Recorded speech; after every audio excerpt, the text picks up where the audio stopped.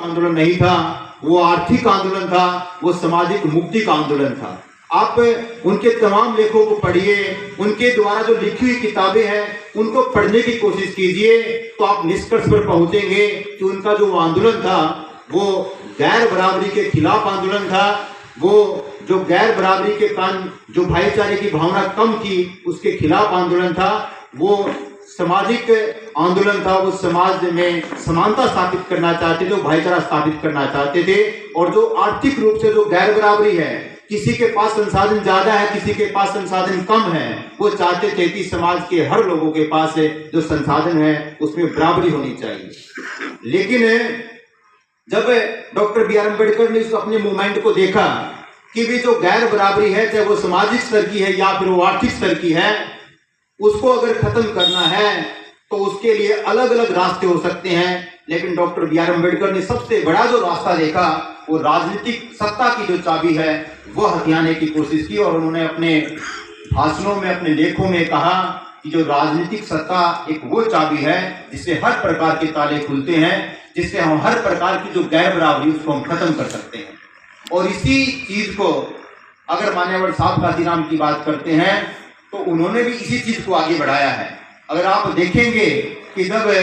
Party के level की बात करते हैं, राजनेता की बात करते हैं, तो 1984 में जाकर वो पार्टी बनाते हैं। हालांकि 1964 में उन्होंने सामाजिक स्तर पर काम करना उन्होंने शुरू कर दिया था। तो किस प्रकार उन्होंने काम शुरू किया, उसके लिए मैं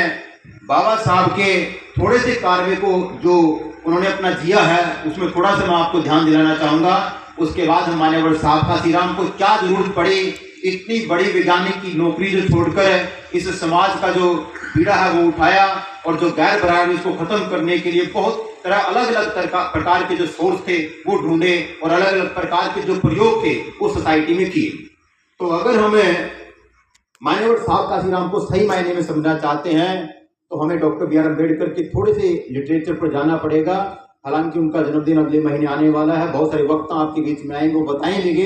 लेकिन मैं आपको बताना चाहता हूं कि साथियों, अगर आप 1909 के इर्द गिर्द की बात करते हैं, आज के टाइम की जो माइनॉरिटी कम्युनिटी बोली जाती है, जिसको अल्पसंख्यक बोलते हैं, उनको डबल वोट का राइट मिला, यहाँ पे दोहरे वोट का अधिकार मिला। और डॉक्टर बी आर अम्बेडकर ने देखा कि मैं जिस समाज की लड़ाई लड़ रहा हूँ उस समाज में भी आज बहुत बड़ी गैर बराबरी है, उनको भी अगर बराबरी दिलानी है तो हमें जो राजनीतिक सत्ता है वो हासिल करनी पड़ेगी। तो इसलिए उन्होंने 1990 से लेकर 1920 तक और 1920 से लेकर 1925 तक तमाम कोशिश की कि किसी न किसी प्रकार मेरे समाज के रियल जो वास्तविक जो नेता है वो संसद में पहुंचे, वो अलग अलग जो केंद्रीय जो हमारी सभा है उसमें पहुंचे, जो प्रांतीय सभा है उनके बीच में पहुंचे और अपने समाज की जो वाजिब डिमांड है उसको उठाएं। लेकिन साथियों, 1920 से लेकर 1930 तक की अगर हम बात करते हैं तो तमाम वो कार्य करते रहे, लेकिन अंग्रेजों को वो 1930 में समझाने में सफल हो पाए कि वाकई में एक समाज ऐसा है, अछूत अनटचेबल जो है वो एक ऐसा समाज है जिसमें आज भी उस प्रकार की दरिद्रता है, आज भी उस प्रकार के उनको बराबरी नहीं है जिस प्रकार मानव को बराबरी का है होनी चाहिए। इसलिए अंग्रेजों ने 1930, 1931 और 1932 में एक राउंड टेबल कॉन्फ्रेंस बुलाई जिसको गोलमेज सम्मेलन के नाम से जाना जाता है। साइमन कमीशन का जिक्र भी आता है, कुछ साथी स्ट्रीम उसको पढ़ चुके हैं, नहीं पढ़ा तो उसको पढ़ लीजिए। लेकिन साइमन कमीशन के करके ही गोलमेज कॉन्फ्रेंस बुलाई गई थी, क्योंकि साइमन कमीशन पर अंग्रेजों की और यहाँ के जो हिंदूवादी लोग थे उनके बीच कुछ सहमति नहीं बन पाई। लेकिन अंग्रेज बहुत तेज दिमाग के लोग थे, उन्होंने यहाँ के लोगों को अपने लंदन में बुलाने का काम किया और 1930, 31, 32 में राउंड टेबल कॉन्फ्रेंस बुलाई गई। और इन तीनों के तीनों कॉन्फ्रेंस में डॉक्टर बी आर अम्बेडकर ने जातिवाद का और यहाँ के जो छूत लोग थे उनका मुद्दा इतनी गर्मजोशी से उठाया कि तीनों के तीनों राउंड टेबल कॉन्फ्रेंस में अछूतों की समस्या ही गूंजती रही और वो समस्या इतने जबरदस्त तरीके से उछली कि वो इंटरनेशनल लेवल का मुद्दा बन गया। और वो इंटरनेशनल लेवल का जब वो मुद्दा बना तो 1932 में 18 अगस्त 1932 में ये निर्धारित हुआ कि वहां के प्रधानमंत्री ने ये डिसाइड किया कि यहाँ के जो अछूत लोग हैं उनको भी डबल वोट का राइट होगा। वो लोग एक जैसे आज के टाइम की जो हल्के बोले जाते हैं, कॉन्स्टिट्यूंसी बोली जाती है, जो एक एमएलए बनता है, एमपी बनता है, इस तरह से एक एक बनते हैं तो उन्होंने इस प्रकार का राइट अधिकार प्राप्त कर लिया कि अब दो व्यक्ति चुने जाएंगे, एक सामान्य और एक हमारे समाज से चुना जाएगा, दलित समाज से चुना जाएगा। इस प्रकार का जो वोट का जो अधिकार है वो हासिल कर लिया। लेकिन यहाँ की जो मनवादी ताकतें थी, उस टाइम पे जो मनवादी ताकतों का सबसे बड़ा जो सरगना था वो कांग्रेस और कांग्रेस में जुड़े हुए जो हिंदूवादी लोग थे वो हुआ करते थे। और उनका सबसे बड़ा जो चेहरा, जिनको हम राष्ट्रपिता महात्मा गांधी के रूप में जानते हैं, और उन्होंने जब इस बात का पता लगा कि अछूतों को, दलितों को तो वोट का अधिकार मिलने जा रहा है और इस प्रकार से उनकी समस्या का समाधान हो जाएगा, इस प्रकार से उनको सारे के सारे राइट मिल जाएंगे और जो गैर बराबरी वो खत्म हो जाएगी और हमारे लिए काम कौन करेगा। तो यहाँ के राष्ट्रपिता महात्मा गांधी जी ने सोच विचार कर किसी न किसी प्रकार उसको खत्म करने की जो साजिश वो रची और यरवदा जेल में, पूना की जो यरवदा जेल है उसमें जब वो सविनय हो गया आंदोलन के करके वहां बंद थे, उसी जेल में ही उन्होंने आमन अनशन का एक अनाउंसमेंट कर दी और पूरे के पूरे देश में एक माहौल बन गया कि जो डॉक्टर बी आर अम्बेडकर है वो समाज को तोड़ने की बात कर रहे हैं और जो गांधी जी है वो समाज को जोड़ने की बात कर रहे हैं। और मजबूर होकर 24 सितंबर 1932 को जो एक दोहरे वोट का अधिकार मिला था वो एक पैक्ट में बदल गया और एक पूना पैक्ट के नाम से एक समझौता हुआ और उस समझौते के तहत कुछ अधिकार हमें मिले,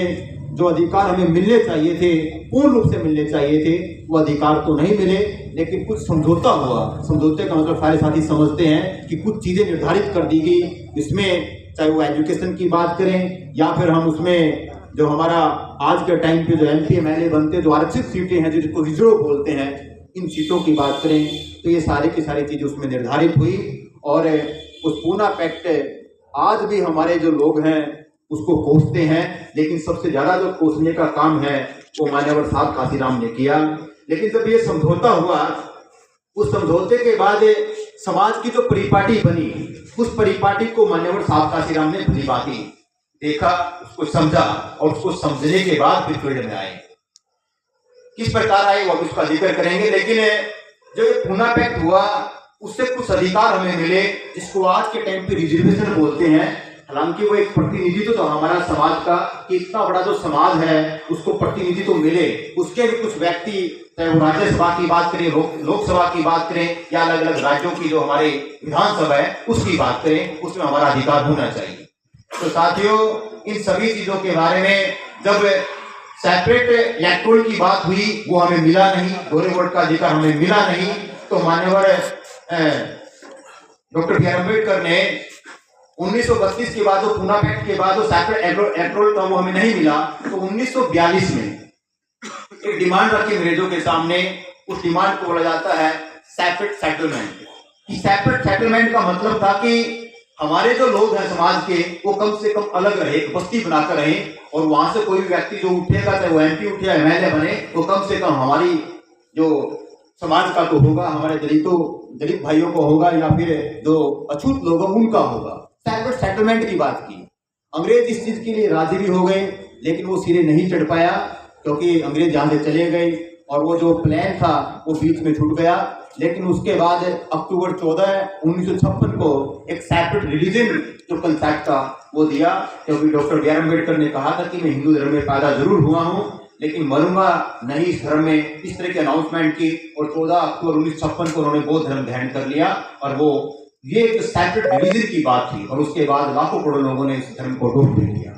लेकिन 1956 में बाबा साहब इस दुनिया से चले गए और 56 से लेकर 1964 तक की बात करें, 1964 तक की बात करें तो डॉक्टर बी आर अम्बेडकर की जो मूवमेंट थी, जो अम्बेडकर बात था, वो पूरी तरह से तहस नहस होने की कगार पे आ गए। क्योंकि जो बाबा साहब के साथ काम करने वाले जो लोग थे, अम्बेडकरवादी जो लोग थे, वो धीरे धीरे इस मूवमेंट को छोड़कर चले गए। लेकिन 1964 में एक भाई ने जिक्र भी किया था कि पूना में जिस कंपनी में मान्यवर साहब काशीराम काम करते थे उसमें इस प्रकार का एक इंसिडेंट हुआ जिसमें वाल्मीकि दीना भाना जी एक 4th क्लास व्यक्ति हुआ करते थे, उनके साथ एक इंसिडेंट हुआ। वो एक छोटी 4th क्लास के प्रधान हुआ करते थे। वहां पे बुद्ध जयंती और डॉक्टर बी आर अम्बेडकर की जयंती की छुट्टी वो कैंसिल कर दी गई और इस मैटर में वाल्मीकि दीना भाना जी के साथ उनका मिलना हुआ और मान्यवर साहब काशीराम ने उस दौर में जो बाबा साहब की एक बुक थी अनिलेशन ऑफ कास्ट, जाति का जो बीजनाश है, वो पुस्तक पढ़ने का मौका मिला। और वो पुस्तक पढ़ने के साथ साथ उन्होंने ज्योतिबा फुले और साहू जी महाराज के बारे में, विशेष रूप से इन तीन व्यक्तियों के बारे में उनको पढ़ने का मौका मिला। और जब उन्हें पढ़ने का मौका मिला तो फिर वो चले इस समाज को बदलने के लिए। उन्होंने देखा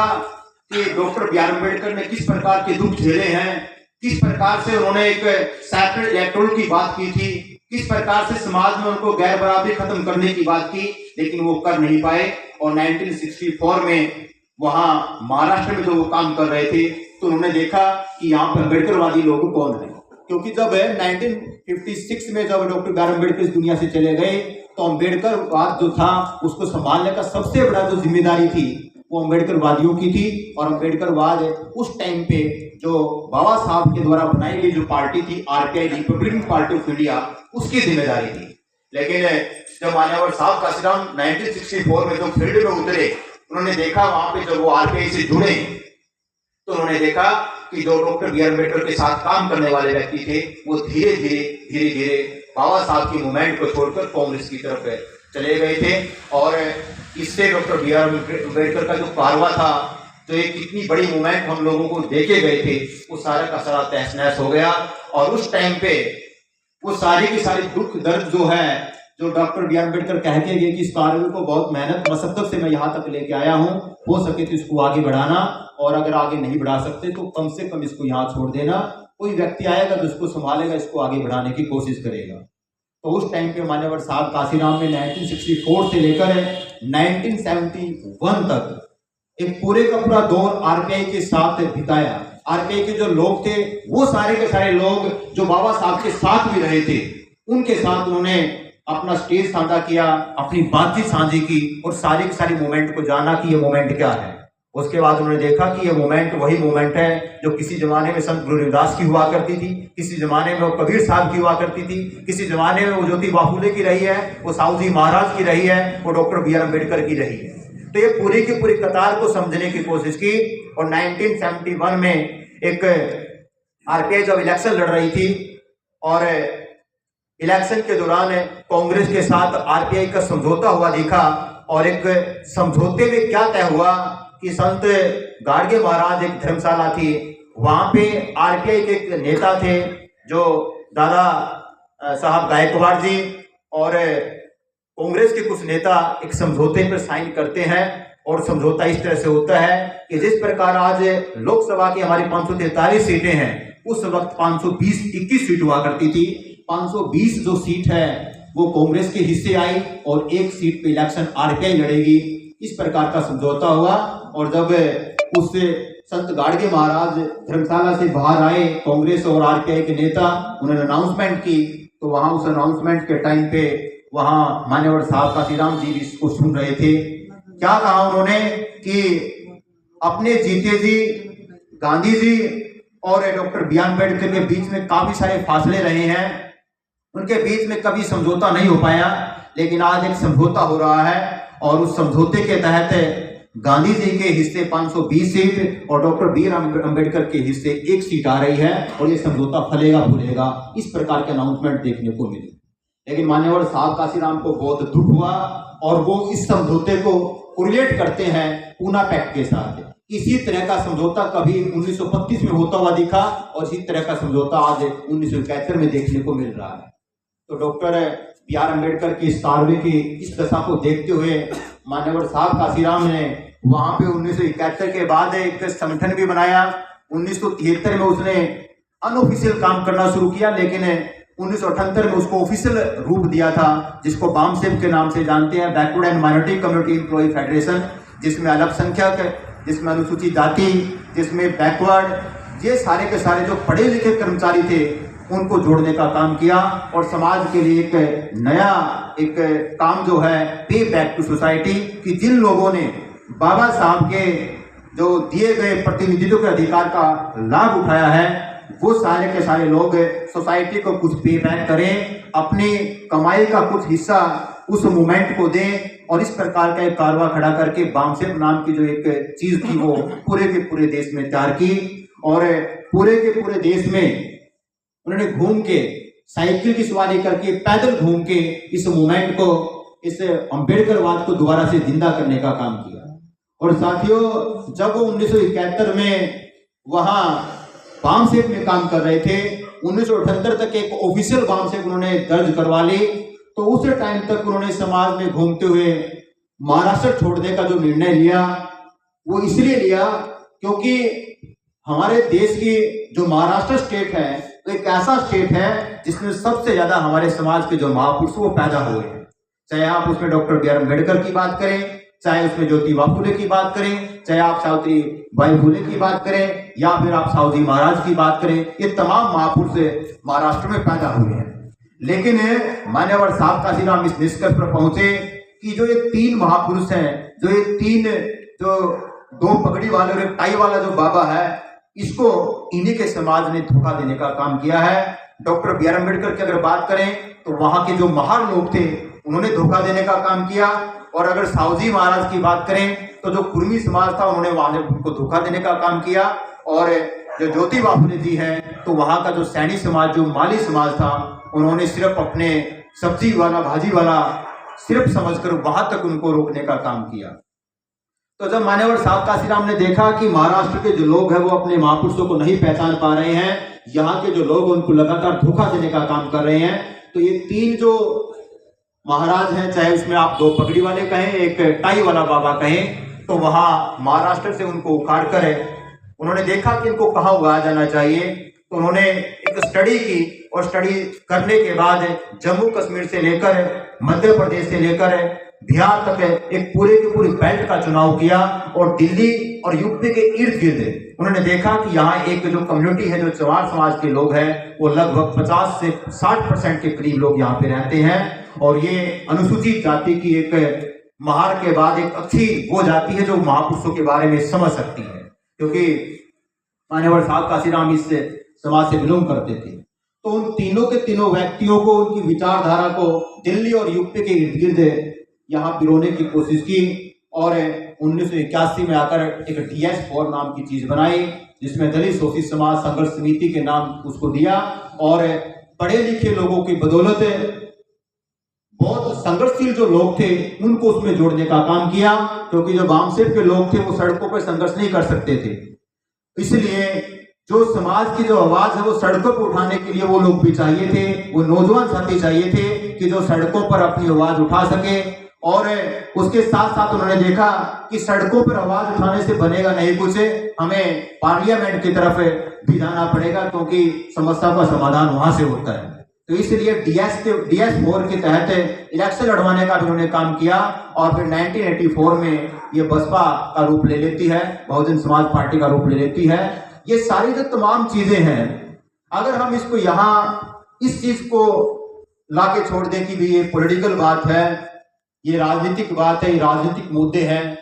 यहाँ छोड़ दें, इससे काम नहीं चलता साथियों। क्योंकि मान्यवर साहब काशीराम ने same doctor B R Ambedkar की तरह ही सोचा कि उनकी जो मूवमेंट है वो सामाजिक और आर्थिक मुक्ति का आंदोलन है।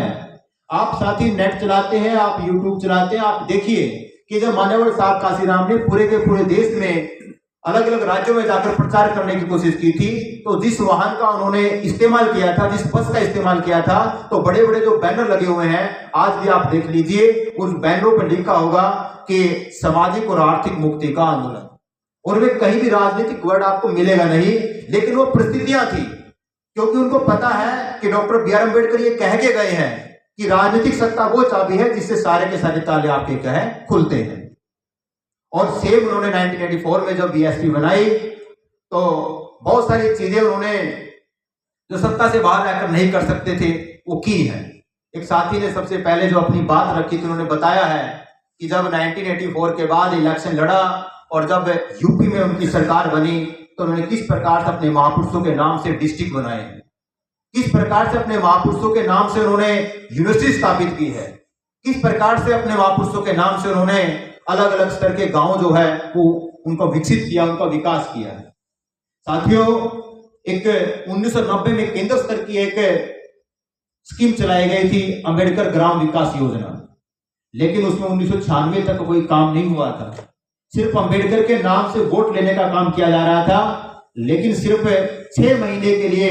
जब बीएसपी की सरकार बनी, जब मान्यवर साहब काशीराम के विचारों की सरकार बनी, तो 6 महीनों में 11,543 अंबेडकर गांव विकसित करने का काम किया है। 6 महीने में 6 महीने में जब मान्यवर साहब काशीराम इस मूवमेंट को लेकर यूपी में गए थे, तो वहां उस टाइम पे कांग्रेस का इतना दबदबा था कि 48% जो वोट है उनको मिलते थे। और जब वो स्टार्टिंग में गए तो कांग्रेस के जो लोग हैं उन्होंने मजाक उड़ाया कि ये वही लोग हैं अम्बेडकर वाले,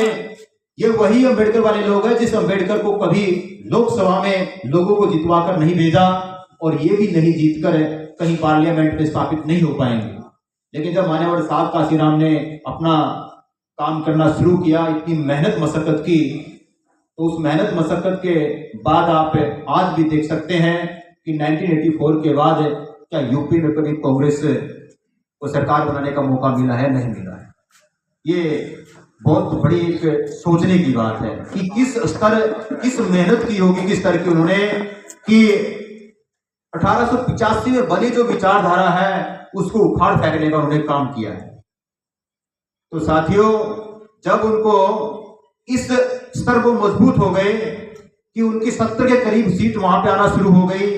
कांग्रेस की सीटें होकर कम होना शुरू हो गई, समाजवादी पार्टी उनकी सीट कम होना शुरू हो गई, बीजेपी पार्टी वहां पे सत्ता में नहीं आ रही है, तो सभी ने मिलकर कहा कि स्टेट को चलाने के लिए सरकार तो बननी चाहिए। मान्यवर साहब काशीराम कहते कि भाई हमारे पास तो 70 सीट है, बहुमत हमारा है नहीं, तुम सरकार बना नहीं सकते, जो बनाने के इच्छुक होते हैं, और हम सरकार के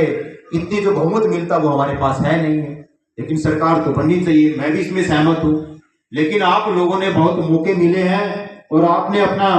काम भी किया है अलग अलग स्तर पे, तो कुछ मौका हमें भी मिलना चाहिए। तो सहमति बनी कि 6 महीने आप सरकार चला लीजिए। लेकिन जब 6 महीने सरकार चलाई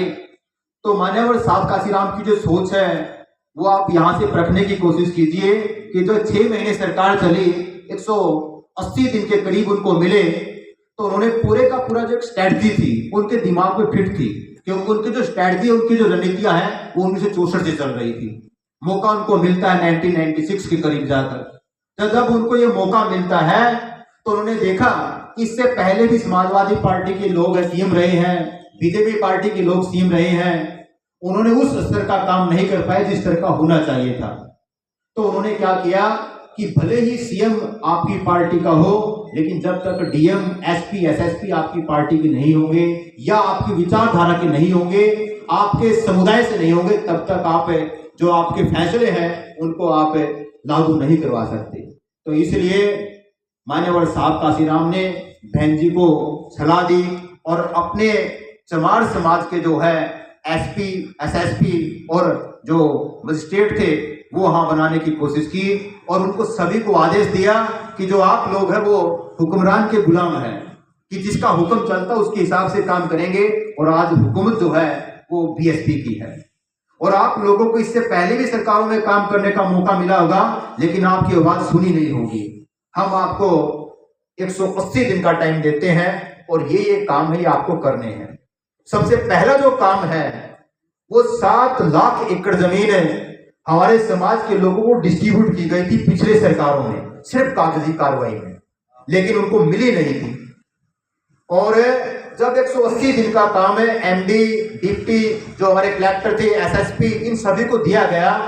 और उसमें चमार समाज के लोगों को ऊपर बिठाकर ये काम जब सौंपा गया, तो मात्र 100 दिनों में जो 7 लाख एकड़ जमीन थी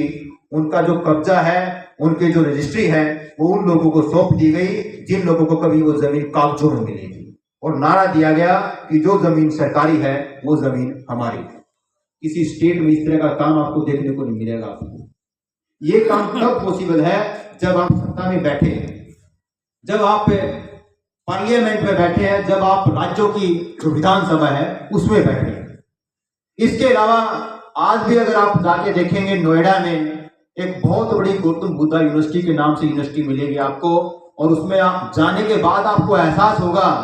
कि हमारे महापुरुषों को जिंदा करने की अगर दम रखती है कोई पार्टी, तो वो मान्यवर साहब काशीराम की विचारों की बनाई हुई पार्टी वो दम रखती है। दलित प्रेरणा स्थल देख लीजिए, आप जाएंगे तो आपको गौरव हासिल होगा। वहां जाने के बाद आपको एक प्राउड फील होगा कि मैं जिस समाज से बिलोंग करता हूं उस समाज के मसीहा, इतने बड़े बड़े वहां पे ताबूत बनाए गए, इतने बड़े बड़े वहां पे उनको बनाकर बिठाया गया है। तो वो जो काम कर सकता है वो मान्यवर साहब काशीराम के विचारों की पार्टी कर सकती है। लखनऊ में देख लीजिए, तमाम वो काम करने का मौका उनको तब मिला है जब वो सत्ता में गए हैं। तो साथियों, अगर हम पढ़े लिखे लोग इस चीज को नकार के बैठ जाए कि नहीं ये राजनीति बात है, मैं राजनीति के चक्करों में नहीं पड़ता, इतना कहने से साथियों काम नहीं चलता, क्योंकि हमारे महापुरुषों ने ये रास्ता दिखाया है।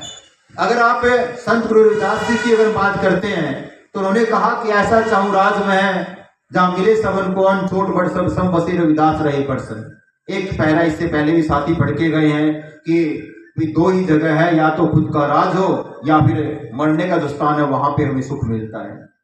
इसी बात को आगे बढ़ाने का काम किस महापुरुष ने किया है? आप इतिहास देख लीजिए, वो डॉक्टर बी आर अम्बेडकर ने किया है। कोई मिलेगा नहीं कोई साथियों राज की जो बात करेगा, और उसके बाद अगर राज की बात की है तो मान्यवर साहब काशीराम ने की है। ये कतार जो है, एक लाइन है, इसको समझने की कोशिश कीजिए।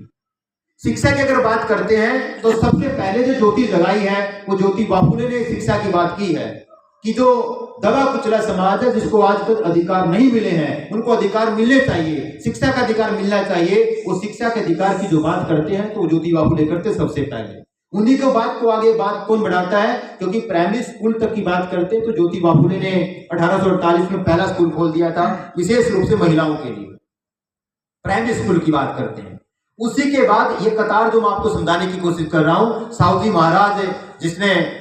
लास्ट में 1891 से लेकर